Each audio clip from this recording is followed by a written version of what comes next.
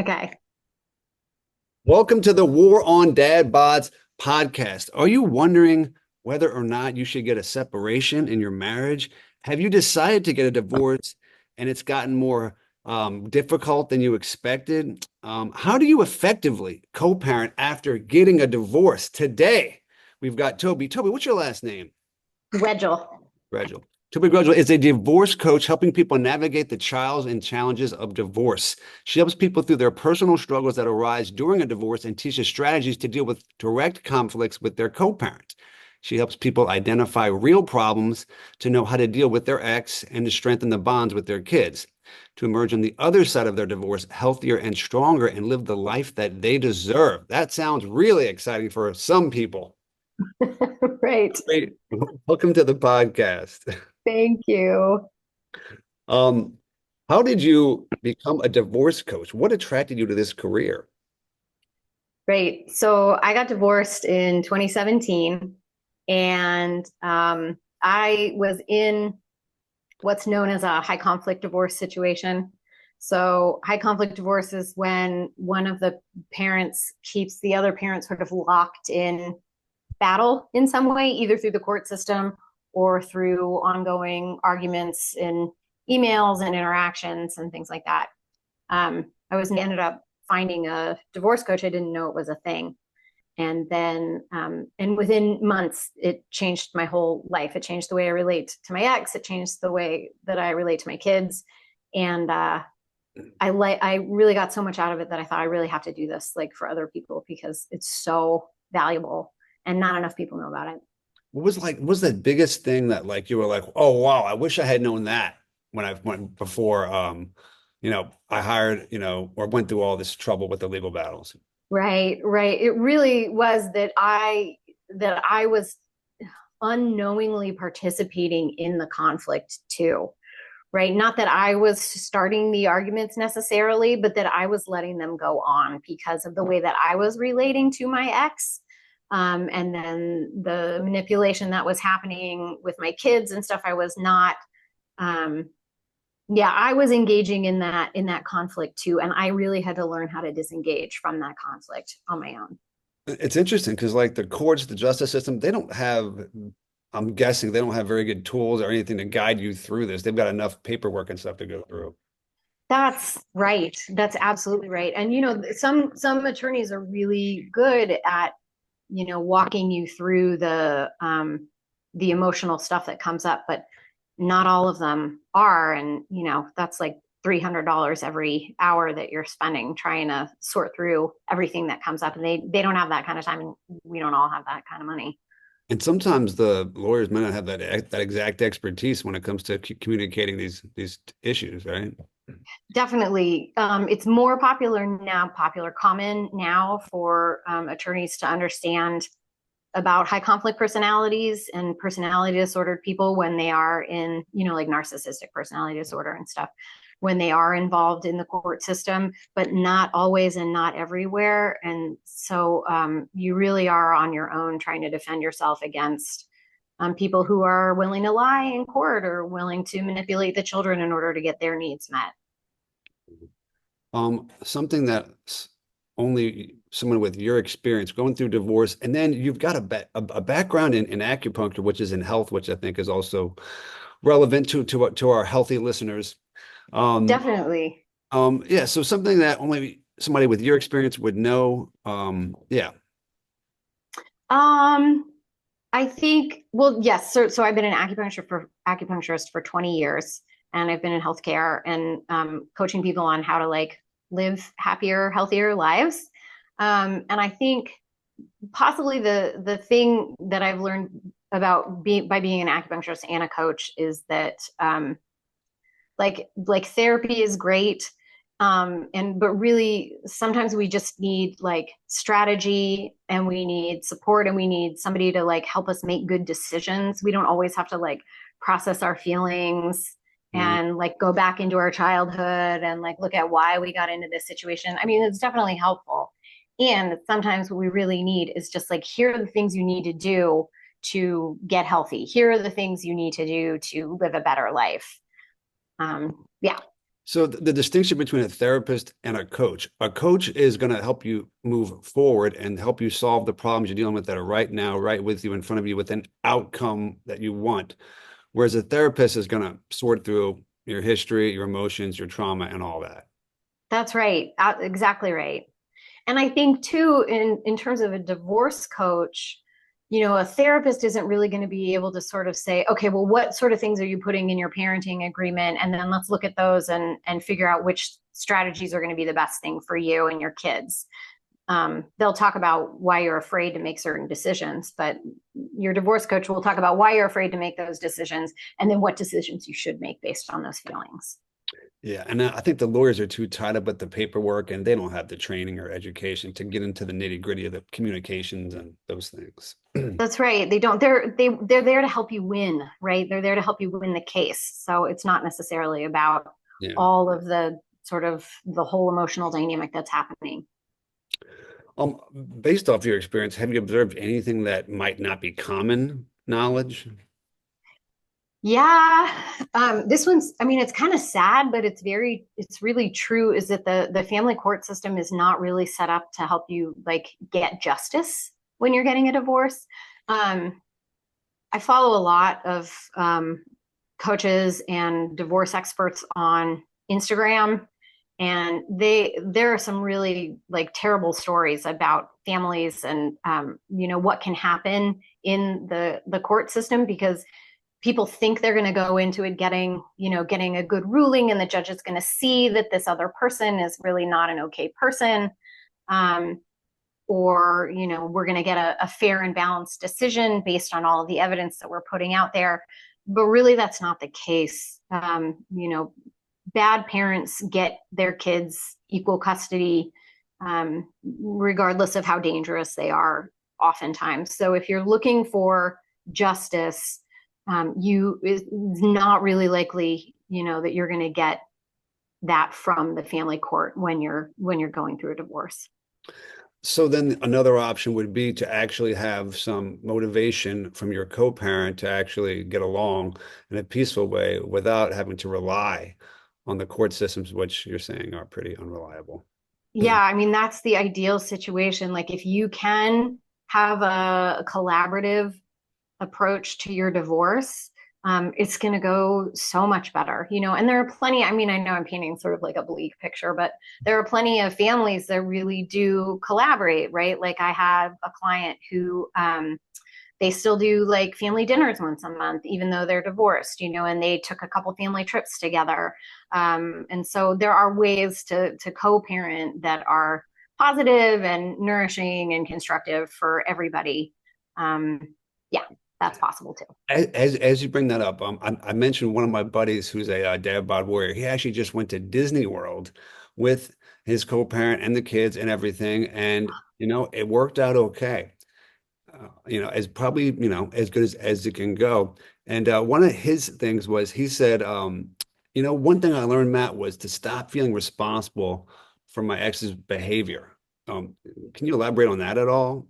Yeah, that's fantastic. I mean, that's really the piece that I got from my coach as well, right? Like we are not we we have no ability to change or control another person, right? And that our behavior and our emotions and our choices really don't make the other person behave a certain way, right? So we can't the sooner we let go of the need to feel responsible for somebody else's feelings, whether to make them feel better or to make them start being nicer to us or whatever it is, the easier the dynamic becomes. Hmm. So you have to disconnect emotionally from the co-parent. All right.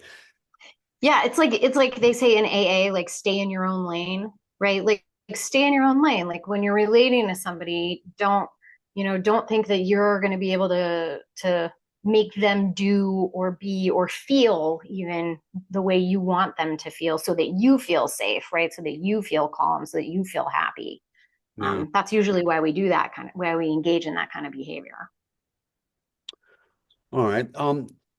Often we get into these situations where we get excited or we get emotional Are there any unconventional techniques or exercises that you can do to regulate?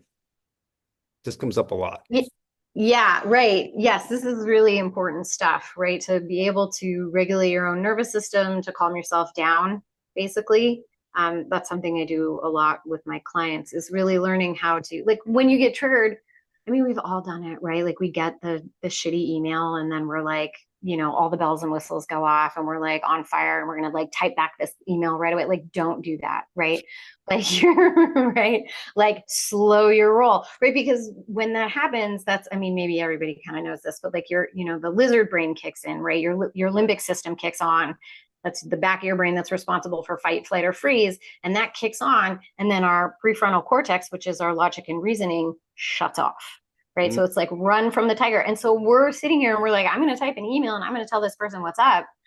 But we're not thinking logically. So you have to slow your nervous system down in order to be able to respond to the situation. All right. So step one, do not take action until you're calm. Totally. All right. And maybe think about it for a day or two, unless it's urgent. What is it? Absolutely. Yeah. So Yeah, there's no emergency that can at least wait an hour, right? okay. Nothing. All right. So you've got an hour to calm down. Mhm. How do you do it? Yeah. So, I mean, it's like all the stuff that you hear and you're like, yeah, yeah, whatever, but it's really actually true. So, like deep breaths, right? Do people know, do you know the psychological sigh, right? Have you heard Dr. Huberman talk about that? Andrew Huberman Not on his. exactly. Maybe you could show us. Yeah, totally. It's the best thing in the whole world. Okay. It's called the psychological sigh. So you take a deep breath, slow, deep breath in through your nose. Okay. And then when you get to the top of that inhale, you take in another quick inhale through your nose, like a sniff. And then you breathe out slowly through your mouth, right? Really, really slowly. Good. And then you do that again, right? You breathe in through your nose and you get to the top of that inhale and take another quick one. And then breathe out through your mouth slowly, slowly, slowly. And really, you do that like 2, 3 times. And that actually signals to your nervous system that you are safe. Another really great one, actually, another really great one you can do, it's called orienting in somatic experiencing therapy, which is like, so you sit up, make sure your feet are on the ground, or you can stand if you're standing, and you really feel your feet on the ground, and then use your eyes and sort of track around your room, Mm. right? And really take in what you're seeing. That again signals to your nervous system because when we get triggered, our nervous system thinks that something else is really happening, right? That something dangerous is happening. But when we orient to our surroundings, then our nervous system goes, oh, I'm in my office. There's no bear here. There's nothing chasing me right now. I'm okay. And that tells your brain to slow down and then switch into logical thinking too. Yeah, and that makes sense because we get into such of this tunnel vision of like anger and of this emotional high. What I've had that described, and I think you've described it better, but I've had that taught as, when you're lying on your back, look at the ceiling, look at the center of the ceiling, but focus on the peripherals, on, Mm. all the way to the right, all the way to the left, which is kind of like what you're saying. I think it just opens up your brain and gets you out of this narrow-minded, like, singular, angry, emotional state. And I guess it's, from what I heard, it's supposed to lower yourself into your parasympathetic nervous system more doing that. Exactly. I think absolutely. I bet, I mean, I'm not a neuroscientist, but I'm sure it's a similar thing, right? Like opening up your peripheral vision is something that you can do when you're safe, right? Like we think about like predators and prey, like prey animals have their eyes on the side of their head so they can see the periphery, right? So that they're safe. So if we're able to see the periphery and we're not, like you said, this narrow focus, then we're not just focused on getting out of there, right? We're able to really see everything that's around us and we slow down. That's awesome. I like that one a lot. Actually, that's good. I'm gonna use that. There you go. Um, so, history of acupuncture. So, I've got a history of personal training. And one question that I've asked people probably 40,000 times is, hey, how's your body feel today? And then Mm-hmm. I get to train them. I get to see them perform. I know what they eat. I'm familiar with their lifestyles. You've had a chance to do this. via acupuncture and see a bunch of patterns. Like, are there any big ones that you notice consistently in our culture? Yes, definitely. Blood sugar dysregulation, that is huge. Like if you and you probably don't even know you're struggling with your blood sugar, but a lot of people are, right? I mean, like you get into your 40s. I mean, like this is like the dad bod situation, right? Like you get into your 40s and your metabolism is changing and you're putting on weight and you don't know why. You're not eating much more and you're exercising more probably and you're still gaining weight. So that usually has a lot to do with blood sugar dysregulation. It's critical, right, to have your blood sugar be regulated. Most of us are hyperglycemic, right? We've got way too much sugar in our system, and so we need to learn how to regulate that. The other is cortisol regulation, right? Like stress management. I mean, cortisol drives so much. I tell my patients, like, stress is the killer, right? It really is. Like everything you think that is wrong with you, like if you're also stressed, it's gonna be much harder to fix if you don't deal with the cortisol problem too. Those are two really interesting trackable metrics. So you could get a glucometer and put it on your arm, and then you could test out different ways to regulate your blood sugar. Um, and yeah, and you can track that. And there's, the glucose goddess on Instagram will show you all these different ways Yes. to keep it low. I got to a point in my mid 20s where I was adrenal fatigued to Yeah. where I took this test where they tested my saliva 4 times a day and then came out with a total number. And I think my total sum was like 11. And the reference range was like 23 to 36. So then Sorry, over, I'm laughing. I mean, and you're in your 20s too, like you're young. yes. So, I mean, and if you were to say, how'd this happen? It's not really confusing. I mean, I really pushed it aggressively from a lot of different angles, physically, emotionally, chemically, like everything. So that's how I got there. And it took about a year of like kind of laying on the couch, getting great sleep, lowering stress, just diet stuff, salts and fats, and some supplements that made sense. And we're just it's fun. It's always fundamental. But apply fundamentals to a environment where there's just sugar everywhere and stress everywhere. That's the challenge, right? Yes, absolutely. But your struggle is so common, right? Like so common. And then add to it like parenting and a career and trying to like make it through your day. I mean, it's real, it's the struggle is real in that respect. Absolutely. Yeah, I was happy I mastered, or not mastered, but really organized my cortisol and mastered my daily energy cycle earlier in life because now I can't afford to burn out being a parent. Right, right. And doing what you do. Absolutely. Getting back to parenting, you're a effective co-parent. Is there anything that you do in your relationship, or because you're in a relationship and you're co-parenting, that might deviate from the norm or seem unusual?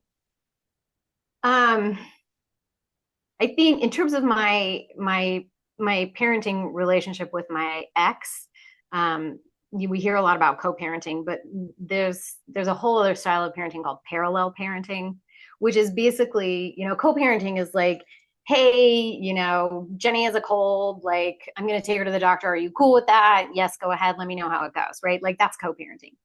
Parallel parenting is the like you operate as though the other parent doesn't exist, right? So you're parenting as though that other parent on their custody time can do whatever they do. You do what you do on your custody time. And really, you only communicate when you absolutely have to. So, and that is what I have had to do with my co-parent, and it actually made things much less contentious because every time you interact, it's an opportunity for conflict when you have somebody who's a high conflict person. And so getting a text about needing a doctor's appointment turns into like 50 texts about why you're a terrible person and how the kids are sick all the time at your house and I'll just take care of it and did it right. So you parallel parents, you just take the kid to the doctor, shoot the other parent an email at the end of the day saying this is what we did and leave it. And then you don't have any more conversations about it. Does that make sense? It's Yeah. unconventional, but it's necessary sometimes because you can't co-parent with certain people. Yes, I can see how certain people would be not an option to deal with. Um, but that's concerning for the kids, right? So how do you almost reverse some of that craziness or kind of communicate that to the kids?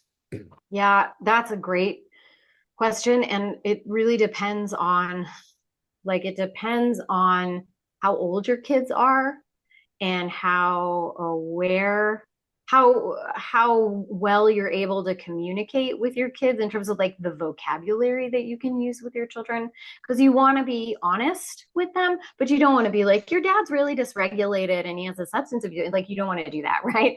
But you want to be able to talk to them about how what they're feeling, and you want to validate their experiences over at the other parent's house. Like, they went over there and dad was really in a bad mood and he's slamming doors and he's not talking to us all day. It's like, wow, that must have been really scary. Why don't you and I talk about ways to handle that if it happens again, so that like you can go to your room and you can put on your headphones, or you can get out your colored pencils, right? Depending on how old your kid is. So you really have to start to have those conversations with them about their own agency, right? Which is a little bit sad. Like, they're young and we don't want them to have to do those things, but like these are lessons we all have to learn, like how to deal with difficult people, right? Yeah. So we give them the tools and the skills so that they can do that wherever they are starting now. Yeah. So it's an opportunity for them to grow up quicker. Um, Mm-hmm. but it reminds me of like a therapy or like an EMDR where like there'll be a traumatic experience. Well, okay, that happened. And when we're young, we take it and we kind of incorrectly interpret it and put it over here, and now it affects us in this weird way. So I think what you're saying is, let's discuss that. Let's process what happened there. What is not normal? What is regular? What is acceptable? Did you make a mistake, or, was that just blown out so let's take a time to reprocess, rememorize that in our nervous system so that it doesn't sit in there as something that causes problems later. Yeah, absolutely. Right. Like the last thing we want is for our kids to sort of store that, right, somehow, and then have to deal with it later. So yeah, giving them the opportunities to talk about it, like all it takes is one safe parent, right? In a like if one parent is really dysregulated, as long as one parent is like consistent, is authoritative without being an authoritarian or too permissive, right? Is able to really show up for their kids and provide consistent, healthy parenting. That is all they need to be able to develop all of these healthy tools and these healthy ways of relating, and then not burying that stuff and having it create problems later. Yeah, that's very hopeful. Yeah. Yeah, that's great. Um, is there anything in the last year that you've changed your mind about? Oh, yeah. Um, yeah, hustle culture in terms of like developing, definitely about developing this business, but also about being a parent, right? Like, I think we have this notion that like we've got to be the best, we've got to be perfect, we've got to do everything we can to make things happen, the way we want them to. But slowing down, and like we've been talking about slowing your nervous system down, but really slowing down, and not letting things stress you out as much as we think they are stressing us out, um, really helps you sort of actually helps you meet your goals easier, better. Am I making sense? Yeah, well, you'll make. I mean, I always talk about this. I measure my HRV, which is a stress Yeah. metric. I'm, Yeah. I, I measure that a lot, and I think I put up some pretty world-class numbers. And Wow. I want to know. I think my yearly average is like 75 or something. No, that's Yeah, outstanding. it's people always ask me about it, and I've done stuff. I can talk about it. Yeah. Uh, I want to. Okay. We're going to talk about that. Yeah. yeah, yeah. We'll come back to that in a second. I forgot where I was going with that. Sorry. Well, let's just get into that then. So the HRV to calm down your nervous system. So it measures me with my Oura ring while I sleep. Hmm. And so I know that like certain things are really good. Like for my body type, I know that like I get overheated and stressed out and heated and hot. So I'm always looking to really calm myself down. And I've had some anger, in the past, and I've gotten in lots of fights and stuff. But so I learned like there's a certain type of magnesium I can soak my feet in. There's green supplements. I find days that I meditate, my numbers are better. Foam rolling and stretching, especially later at night. much better. Not eating heavy foods late at night, so my body and my heart rate's up at night trying to digest food, or really eating like a lot of plants on those days, my nervous system is much more relaxed. Something like a yoga nidra, where you're lying on your back doing a meditation that puts your body to sleep. I think soaking your feet in magnesium chloride or taking a bath in magnesium chloride, not Epsom salt, but magnesium chloride. No one talks about how effective that stuff is. That stuff's amazing. Do you just get like a liquid? Is that what you use? Or I like, use, there's these flakes by a brand called Ancient Minerals. They're called uh-huh. magnesium chloride flakes, and I Okay. soak my feet because it's convenient. Now that I've got the 1-year-old running around, it's less convenient. But but when I have time away from him to decompress, I'll get in the tub and I'll get on the phone and do work or emails and just soak in the magnesium chloride. Mm. That's amazing. That's fantastic. It's so great you figured all that stuff out because it's critical. It really is. I Oh mean, yeah. to our longevity, but just like our day-to-day well-being too. Yeah, and like the yoga of it, all that, because it kind of guides you into you want to be able to, that's what it was, to have low stress, because when you have low stress and you don't make these mistakes, you get to your goals quicker because you make better decisions. Mhm. And when we get stressed out, we tend to say and do things that damage relationships and make our lives very difficult. So you can move slower and do less work, but you'll make less mistakes and you'll get there quicker. That's right. That's exactly what I was saying. That's awesome. Yes. Yeah, I was able to bring that all the way back. Totally. That was awesome. Yeah, that was great. What comes to mind when I say, what's the best advice you've ever received? My coach, my divorce coach taught me, and she learned this from her divorce coach, don't just do something, sit there. And that has to do with the whole thing of like, one, like, don't just sit there, do something, right? We've got it all wrong. Don't just do something, sit there. So when you are triggered, to really slow down, slow your breathing, slow your heart rate, and don't do anything when you're angry. It's so hard to resist that urge when we're angry or we're scared or whatever. But really resist the urge to take action until you've really calmed down. That is the best advice I ever got. Don't just do something, sit there. Thinking time. It used to Mm-hmm. be pushing harder and more is better. But now we're in this abundant world where everyone's trying to grab your attention and make decisions for you. You really got to sit down and like there was a time where we used to get bored. I Yeah. don't I don't think anybody's ever bored anymore. We would just Yeah. think about stuff. And I think now being deliberate about that can be really beneficial.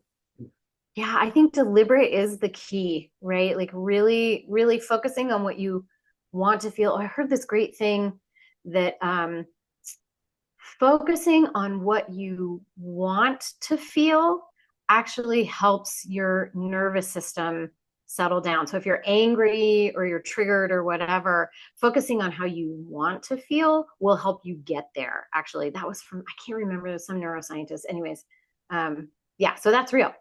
Being deliberate. So don't just do something, sit there. That's That's the right. best advice you've ever received. What comes to mind when I ask, what's the worst advice you've ever received?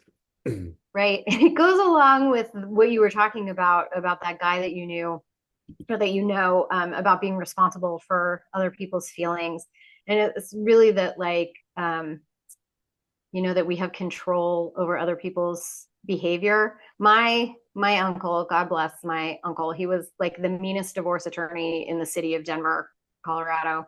And when he was working, and he really advised me a lot during my divorce. And he was always like, you've got to make him, you got to make him do this. You got to make him understand. You can't let him do this. And you got to make sure that your lawyer, da, da. And it was like this whole illusion of having any control over the other person at all. And I thought that was what I had to do. I had to be tougher. I had to be harder. I had to have stronger communication and all this. But really, as soon as I let go of his behavior and his, the things that he was doing, that was when I started to feel peace. And actually, he started to leave me alone. Wow. So that's what got him to respect Yeah. boundaries. Yeah, exactly. And it wasn't because I was setting boundaries and being more firm with him. It was really just because I was like, I Well, there's a point where like someone gets a divorce coach and decides to make a change. Like I'm no longer going to be strong and aggressive and fight. Instead, like what do? You just send them an email like, here's what you can expect moving forward. I mean, how does that go? Yeah, that's a great question. No, it just sort of was like as things came up, I just interacted with them in a different way, right? So something that would have really triggered me and been like, you can't do this. This isn't in our agreement. Da, da, da, da. Like I would just 9 times out of 10, I would ignore what he had put out to me, right? Because noticing and recognizing that a lot of what was coming at me was not really about the kids at all. It was really about, you know, things about me that weren't true or things about him that he wanted me to know. But it really wasn't about the kids' well-being at all. So I basically learned to ignore all of that stuff.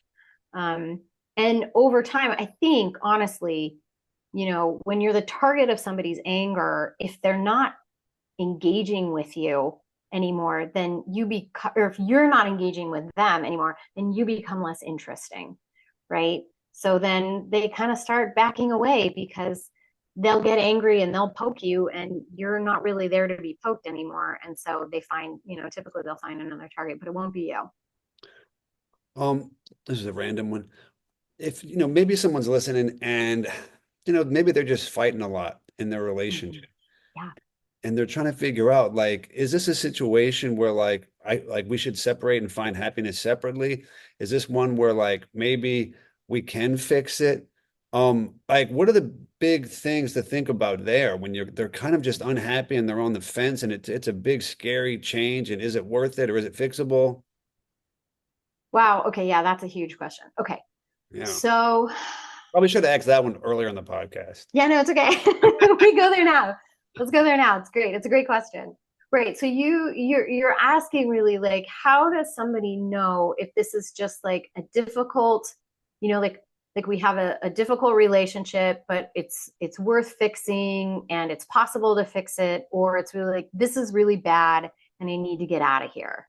Is that kind of what you're Yeah. asking? Yeah. I Yeah. mean, I mean, the first thing that comes to mind for me is like, is the other person willing to grow? Absolutely. Absolutely. Right. Like if you're doing all this like deep personal work and the other person is not willing and keeps engaging in the same behaviors, then yeah, then whether or not you decide to leave, but at least you know what you're dealing with, right?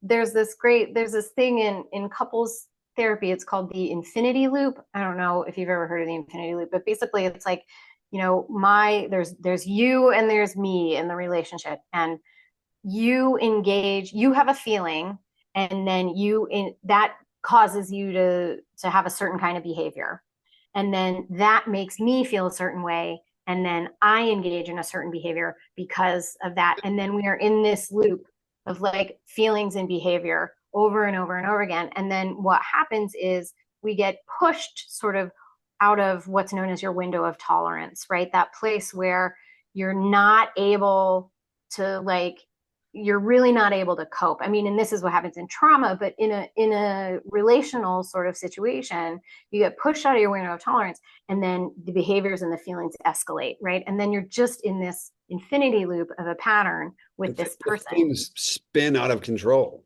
Totally. They absolutely can. That's where when you're out of your window of tolerance, that's when you're like, throwing plates and calling each other names and or whatever, slamming doors and not talking to each other, whatever it is. Behaving in a way that maybe you didn't behave like before. That's right. I mean, that happens, right? Like our relationships really do show us, they can show us the best of ourselves and they can show us the worst of ourselves for sure. So, right. So recognizing, I think if you and your partner are able to recognize that here we are in this loop and we're really not, we're not treating each other kindly. And really what the problem is this dynamic, right? It's not you and it's not me. It's the dynamic that we have together. And if we can work on the dynamic, then you and I can be in relationship together. Yeah, that's interesting. Yeah. It's a side note. Me and my wife, we sort of had two relationships, and the first time around, we were not the best versions of ourselves. I was not doing things I was super proud of looking Mm, back. And I think people rarely change, but we decided to make a change, and we were apart for a while, and then we got back together. And the second time around, it actually was very different, which I think is probably pretty rare, but it was very different. And now our communication and our happiness and our joy every day is like, I mean, it's so great. I never would have thought that like we could even do it, but I think it is possible sometimes. And I think it was both of us really working to change and grow and improve ourselves. And I think you need both people to do that for a bad one to turn good. yeah, that's what I was gonna ask. Like, was it that like you when you guys were apart that you both did your work? Like you really Yes, it was very much that. I had some things I had to get out of my head. Um, I had just accept some things about myself that needed to just change, and then going back in, we had to figure that out. And right. and there were some stumbles at first, and we really had to check it and be like, all right, we're not tolerating that. Yeah, And yeah, good though, right? To recognize, I mean, that's what it takes, right? To be able to recognize those behaviors. I think too, I'll say this, like when you are in that pattern and you do need to get a divorce, like it really is unhealthy and like one or both of you cannot stop these unhealthy patterns. And certainly like if you're in danger, right? Like you have to get out of there. But um if what when you go and do, and this is where like coaching is like totally instrumental, but when you go and do that personal work and then you get into another relationship yeah, and you're both like securely attached and you've both worked on your communication and stuff, then your relationships are amazing, right? yeah. Because you're like, oh, it's not just that I'm a flawed relational person. I'm actually capable of doing good work and relating in healthy ways and having healthy relationships. And that, I mean, it sounds like you and your wife did that together. Yeah, and she's got a lot of emotional intelligence, much more than me. So I would give her a lot of that credit. And then, one thing that like I think that just came up in my mind is I've had all these one-on-one personal training clients. Everyone's married and every marriage is different. And I just had never really experienced or seen like a loving marriage and how it could be. I never saw an Mhm. example of that. And being with some of these clients, like they're like, yeah, we don't fight, we don't yell and scream at each other. And I'm like, I don't believe you. Like that's not possible. Like every marriage fights. Like I think some people believe that because they experience that. And getting to know people over the years, my clients, and hearing like how they kind of, talk me into things or talk me through things. I was like, wow. So it is possible to have a peaceful relationship where disagreements will naturally occur, but you can resolve them calmly and peacefully, and with everyone's needs in mind. That's right. Yeah. And that it's constructive, right? That it makes the relationship grow, that it deepens your connection with each other. Like those are that absolutely is possible if both people are willing and available to do that. So I want to ask you about so you're able to, we're we're like robot, flesh here that like gets reactive and is very human, right? And Right. I want to hear about your meditation practice because I think this is essential to staying calm and grounded and focused in challenging situations. What is your current meditation practice? I meditate every day, usually about 15 minutes in the morning. And I've been doing that since September 11th, when like the world all of a sudden became this really, really scary place. Since And 2001? yeah, since Oh my 2001. gosh. So 15 minutes Yeah. a day since 2001. Yeah. I mean, there you miss a day here and there in the beginning, but now it is absolutely without a doubt since I had kids every single day. Um, and Is it yeah, and just silence? Is it guided? Is there any sound? it changes, right? So sometimes I'll have a practice where it's silent and I'm just like trying to follow my breath. Sometimes I do like visualizations based on certain guided meditations. I do some guided meditations, but I don't like it when people talk to me too much. So in meditation, but there are some great meditations out there. Like some people need the distraction. I find the So guided ones are easier to like, it is. they're easier to because you can bring your brain plays you're actively kind of doing something. Yeah, right. Well, and because like invariably, I mean, every time you meditate, whether it's like silent or guided or whatever, like your mind's gonna wander. And so when you have a guided meditation, it's sort of like, oh yeah, this is what I'm doing. I'm not actually planning the next phone call I'm gonna make or whatever. So it is really helpful to do. And it Um, doesn't really matter. It does not matter. Like just meditate. Like it does not matter what kind of you do, like 4 minutes, it does not matter. Just do it. It is absolutely the single best thing you can do for your health and your well-being, everything. yeah, your mental happiness and emotional happiness and emotional stability. Totally. And Totally. just start like anywhere. Yeah. Yeah. Uh, It really like you're not going to be good at it. Nobody's good at it when they start. It doesn't matter. You'll never be good at it. You just feel better when you do it and it gets quieter and quieter and quieter. so people are listening to this podcast and they're like, all right, I need to talk to Toby. I need to get in touch with Toby. Toby, how does your service work? How do people contact you? Um, you know, like how do you create like, an agreement to coach them through something when there's so much uncertainty? Yeah. So, okay. So I work one-on-one with people, and that, the individual coaching sessions usually are, they're an hour. And typically it's like, I mean, some people need to come every week if they're really in a lot of conflict or they're, getting ready for court or something like that. But most people, it's like every couple weeks or once a month or something.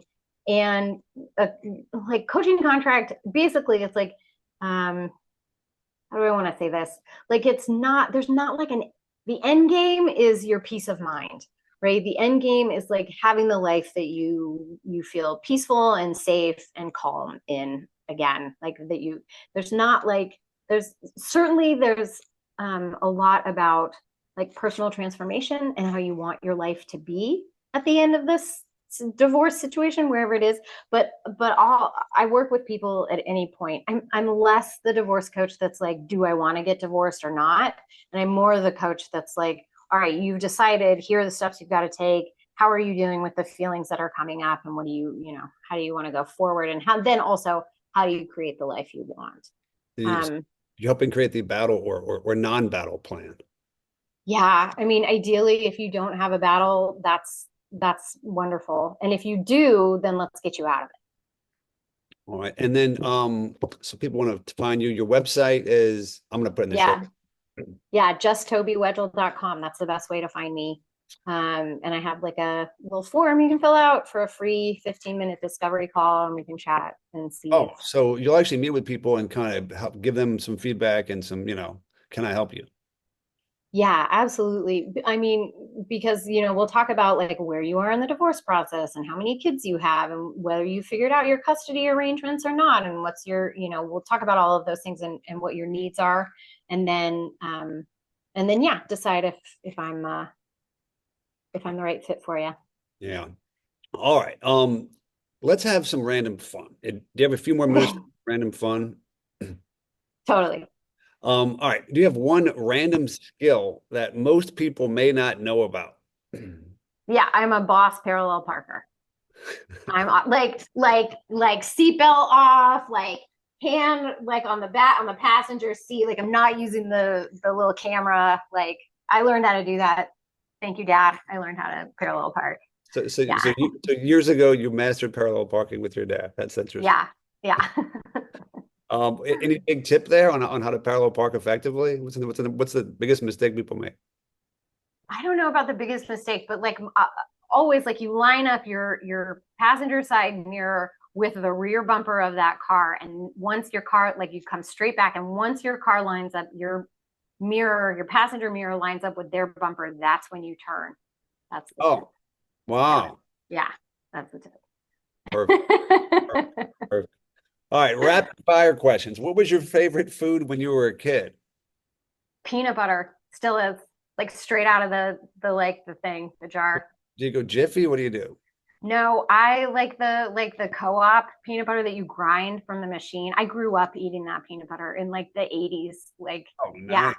my parents were hippies. So yeah, It's like that pure. still, What's that? So it's pure, it's clean. Just peanuts. Yeah, love it. Oh, that's the healthiest way to eat it. If you could have a drink or a meal with anyone dead or alive, who would it be and what would you eat or drink? It would be Bob Marley. I would have a red stripe with Bob Marley. Oh man, Oh, wow. absolutely. Yeah, Red that Strips would like be. Jamaican beer. That's right. All right. Yes, I would That's love, love, love, love that if I one of the could. more beautiful answers I've heard. Which I'm not sure if you're much of a reader, but which book has influenced you the most, or what's the first one that comes to mind? It's called Say What You Mean. It's by Oren J. Sofer. It's a book on nonviolent communication. There are several books on nonviolent communication, but Oren's book, and he has a website to, and he teaches classes on nonviolent communication. Like if you want to learn, like there's so many books out there about communicating with, like how to do well in business and how to like earn friends and whatever that other book is, right? And but Say What You Mean is really about learning to, especially like with your partner and your children, really learning to listen, really learning to read how what somebody needs and what they're feeling, and then learning how to communicate so they feel like seen and heard, and so you feel seen and heard. Life changing, absolutely life changing book. Wow, great. Say What You Mean by Mm-hmm. and who, Oren, it's Oren, Oren J. Sofer, Sofer. Yeah, life changing book. Say What You Mean by Sofa. Sounds great. Mm-hmm. What is your all right, you're about to work out or you're about to do something to get yourself pumped up. What's your favorite hype song?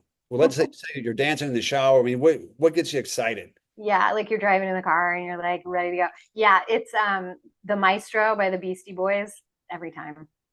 The Maestro. You know that one? Yeah, I'm sure you Uh, do. Everybody knows that. I mean, it's the Beastie Boys. wow, I'll have to play that because I coach this men's group class every single morning, and it's a lot of DJ work. It's 150 minutes of DJing a week, and these guys, everybody likes rock music, but how much can you play rock music over and over and over and over again? So I try to mix it up. Right? Yeah, that is a great hype song. Definitely. All right. Before we wrap it up, is any last words of advice to our listeners?